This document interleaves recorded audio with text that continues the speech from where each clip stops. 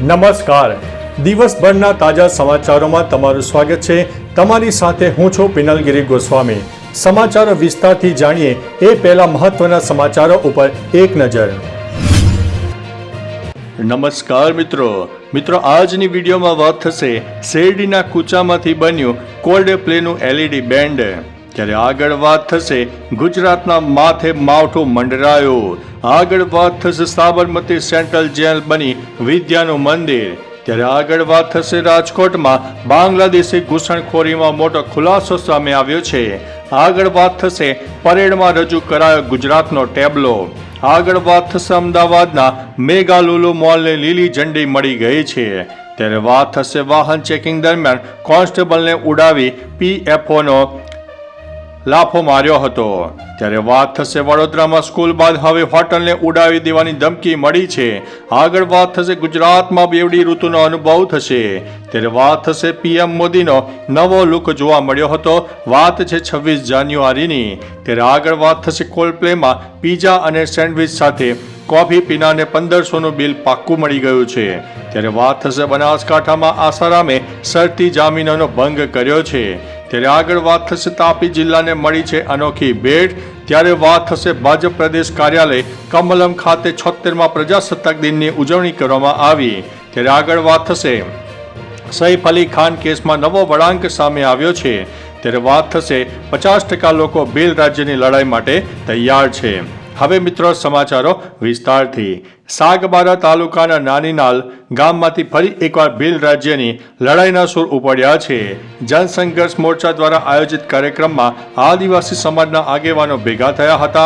આ કાર્યક્રમમાં ચૈતર વસાએ કહ્યું કે 40 કરોડ આદિવાસી બેહાલ, બેઘર અને બેબસ છે। દેશમાં મનુવાદી અને સામંતશાહી લોકોનું શાસન ચાલે છે।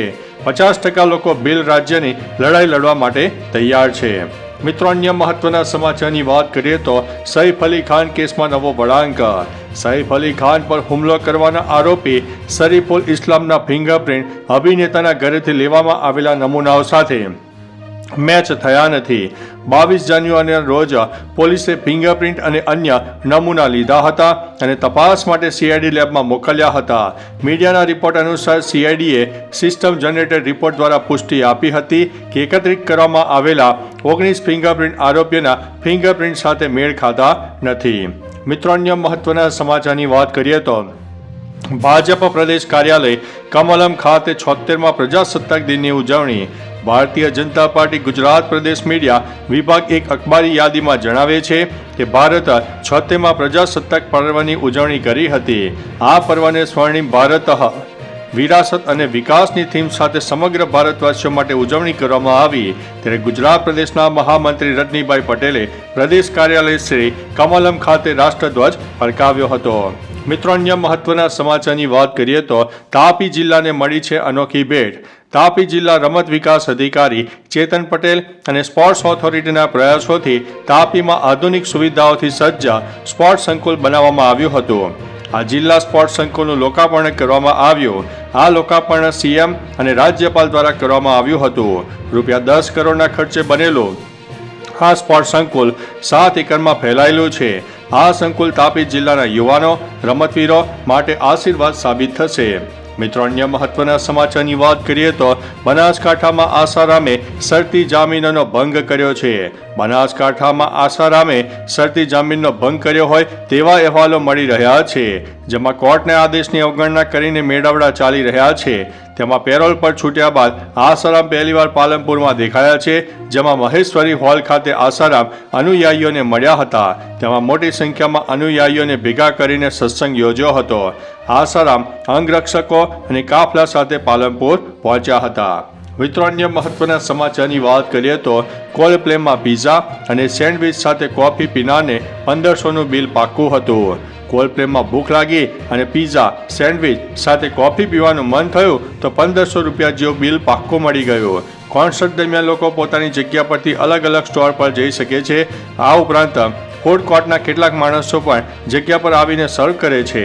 આઈસ્ક્રીમ, કોલ્ડ ડ્રિંક જેવી અનેક વસ્તુઓ પણ સતત લોકોને જગ્યા પર આપવામાં આવે છે, જેના 200 થી 400 રૂપિયા લેવામાં આવ્યા હતા। મિત્રો, અન્ય મહત્વના સમાચારની વાત કરીએ તો પીએમ મોદીનો ખાસ લુક સામે આવ્યો હતો. દર વર્ષે ગણતંત્ર દિવસની ઉજવણી દરમિયાન પીએમ મોદી ખાસ લુકમાં જોવા મળે છે, જેમાં તેમની પાઘડીઓ કે સાફા વધારે ફોકસમાં રહે છે. આ વખતે પીએમ મોદીએ ગણતંત્ર દિવસ પર માથે બાંધણીનો સાફો પહેર્યો હતો.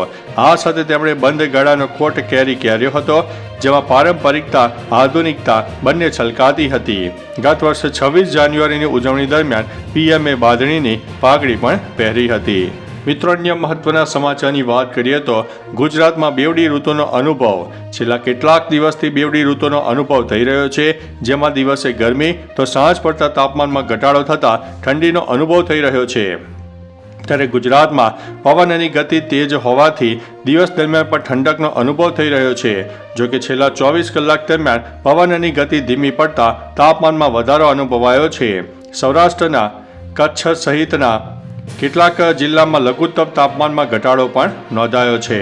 મિત્રો, અન્ય મહત્વના સમાચારની વાત કરીએ તો વડોદરામાં સ્કૂલ બાદ હવે હોટલને ઉડાવી દેવાની ધમકી. વડોદરામાં સ્કૂલ બાદ હવે હોટલને ઉડાવી દેવાની ધમકી મળતા પોલીસ તંત્રમાં ભારે દોડધામ મચી જવા પામી છે.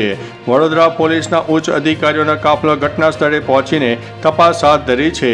વડોદરાના અલકાપુરી સ્થિત એક્સપ્રેસ હોટલને ધમકીભર્યો ઈમેલ મળ્યો હતો, તેમજ ઈમેલ રૂમમાં અને પાઇપલાઇનમાં બોમ્બ હોવાનો પણ ઉલ્લેખ કરવામાં આવ્યો છે.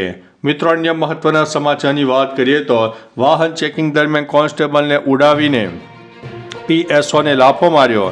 સુરતમાં અઠવા લાઇન્સ પોલીસ સ્ટેશનના હેડ કોન્સ્ટેબલને બુટલેગરે વાહન ચેકિંગ દરમિયાન ઉડાવ્યા હોવાની વાત સામે આવી, જેમાં ફરાર બુટલેગરે પોલીસકર્મી પર કાર ચડાવીને તેમને ઈજા પહોંચાડી. વાહન ચેકિંગ સમયે બુટલેગર ચિતાર્થે કાર ભગાવી અને પોલીસકર્મીને અડફેટે લીધા હોવાની વાત સામે આવી છે, જેમાં પોલીસકર્મીને સારવાર હેઠળ ખસેડવામાં આવ્યા હતા. પોલીસે ગુનો નોંધીને વધુ તપાસ હાથ ધરી છે. મિત્રો, અન્ય મહત્વના સમાચારની વાત કરીએ તો અમદાવાદના મેગા લુલુ મોલને લીલી ઝંડી મળી છે. દેશના સૌથી મોટા મોલનું બાંધકામ ટૂંક સમયમાં અમદાવાદમાં શરૂ થશે. લુલુ ગ્રુપે ચાંદખેડામાં 66,168 ચોરસ મીટરના પ્લોટ માટે અમદાવાદ મ્યુનિસિપલ કોર્પોરેશને 520 કરોડ રૂપિયા ચૂકવ્યા છે. આ સાથે બાંધકામ શરૂ કરવા માટે બાકીની ઔપચારિકતાઓ પૂર્ણ થઈ ગઈ છે. લુલુ ગ્રુપના વડા એમ.એ. યુસુફ અલીના વિશ્વભરના 42 દેશોમાં 250થી વધુ સ્ટોર્સ અને મોલ્સ છે. આ ગ્રુપ લગભગ 60,000 કર્મચારીઓ કામ કરે છે. મિત્રો, અન્ય મહત્વના સમાચારની વાત કરીએ તો પરેડમાં રજૂ કરાયો ગુજરાતનો ટેબ્લો. દિલ્હીમાં કર્તવ્ય માર્ગ પર દેશના વિવિધ ભાગોમાંથી ટેબ્લો પ્રજાસત્તાક દિવસની પરેડમાં આવ્યા, જેમાં આદિજાતિ બાબતોના મંત્રાલયની ઝાંખી જોવા મળી. આ પરેડમાં ઉત્તર પ્રદેશનો ટેબ્લો થીમ મહાકુંભ 2025 સુવર્ણ ભારત વારસો અને વિકાસની હેઠળ રજૂ કરાયો. આ ઉપરાંત પરેડમાં ગુજરાતનો ટેબ્લો પણ રજૂ કરવામાં આવ્યો હતો, જેની તસવીર અહીં દર્શાવવામાં આવી છે. મિત્રો, અન્ય મહત્વના સમાચારની વાત કરીએ તો રાજકોટમાં બાંગ્લાદેશી ઘૂસણખોરીમાં મોટો ખુલાસો. રાજકોટથી ઝડપાયેલા 2 બાંગ્લાદેશી મુદ્દે મોટા ખુલાસા થઈ રહ્યા છે. પોલીસ તપાસમાં સામે આવ્યું છે કે બંને બાંગ્લાદેશી બોમરા બોર્ડર ક્રોસ કરીને ભારતમાં પ્રવેશ્યા હતા અને બોમરા બોર્ડર ક્રોસ કરીને કોલકાતાથી અમદાવાદ પહોંચ્યા હતા, જેમાં અમદાવાદથી તેઓ રાજકોટ આવ્યા અને પડગરી નજીક મકાનમાં રહેતા હોવાની પણ વાત સામે આવી છે. મિત્રો, અન્ય મહત્વના સમાચારની વાત કરીએ તો સાબરમતી સેન્ટ્રલ જેલ બની છે વિદ્યાનું મંદિર. સાબરમતી સેન્ટ્રલ જેલમાં ચિરાગ રાણાએ જેલમાં રહીને શિક્ષણ ક્ષેત્રે પ્રગતિ કરી છે. તેમણે જેલમાં રહીને 42 જેટલી ડિગ્રી અને ડિપ્લોમા કોર્સ કરીને સર્ટિફિકેટ મેળવવાની સિદ્ધિ પ્રાપ્ત કરી છે. 2018માં ચિરાગભાઈ 25 વર્ષના હતા ત્યારે એક કેસમાં તેમને જેલમાં જવું પડ્યું. જીવન નર્ક થઈ ગયું હોય તેવો અનુભવ થતો હતો. જ્યારે 2012માં તેમને સજા થઈ હતી તો જીવન જાણે કે પૂર્ણ થઈ ગયું હોય તેવું તે વિચારતા હતા. મિત્રો, અન્ય મહત્વના સમાચારની વાત કરીએ તો ગુજરાતના માથે માવઠું મંડરાયું. હવામાન નિષ્ણાત અંબાલાલ પટેલે ફરી એકવાર રાજ્યમાં કમોસમી વરસાદની આગાહી કરી છે, જેમાં તેઓએ જણાવ્યું છે કે રાજ્યના ઘણા વિસ્તારોમાં આગામી 30 અને 31 જાન્યુઆરીના રોજ કમોસમી વરસાદ થઈ શકે છે. કમોસમી વરસાદને લઈને ખેડૂતોના પાકને નુકસાન પણ થઈ શકે તેવી શક્યતાઓ સેવાઈ રહી છે. તો બીજી બાજુ આ આગાહીને લઈને ખેડૂતો પણ હાલ ચિંતામાં જોવા મળી રહ્યા છે. જો કે 27 જાન્યુઆરી સુધી ઠંડીનું જોર હજુ પણ યથાવત રહેશે. મિત્રો અન્ય મહત્વના સમાચારની વાત કરીએ તો શેરડીના કૂચાથી બન્યું છે કોલ્ડ પ્લેનું LED બેન્ડ. અમદાવાદમાં કોલ્ડ પ્લેનો હાઈટેક કોન્સર્ટમાં સ્ટેડિયમ ખીચોખીચ ભરાઈ ગયું હતું.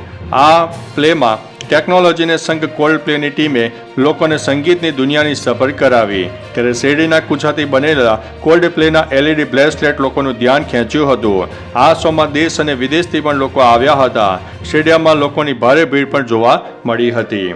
તો ચાલો મિત્રો, ફરીથી દેશ અને દુનિયાના સુપરફાસ્ટ સમાચાર લઈને મળતા રહીશો. ત્યાં સુધી અમને રજા આપશો. નમસ્તે.